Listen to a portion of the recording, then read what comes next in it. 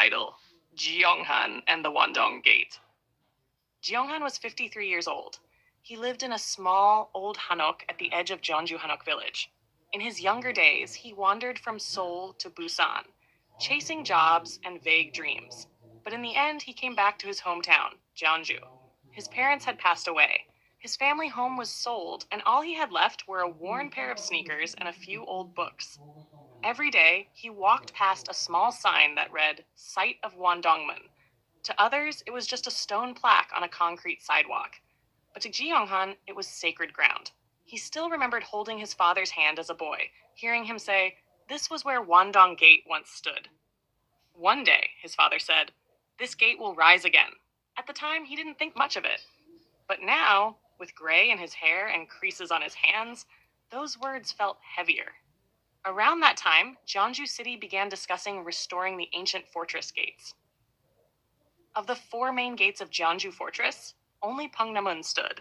Citizens started gathering to support the restoration of the other three gates, including Wandongmun.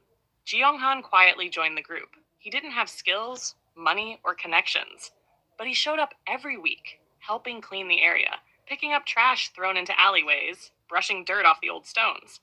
"Why do you work so hard?" young volunteers would sometimes ask. He just smiled. "So I can walk here holding my child's hand someday." He had no wife, no children.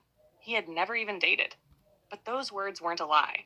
It wasn't for him, but for the next generation, to show them something beautiful from the past. Years later, Jeonju City finally decided to restore Wandong Gate. Using old photos and historical records, they carefully began rebuilding the gate. On a warm summer day, reporters and city officials gathered for the groundbreaking ceremony. Standing quietly at the edge of the alley, Jeonghan watched. No one recognized him, but hidden between the stones, under layers of fresh paint, were the marks of his quiet labor.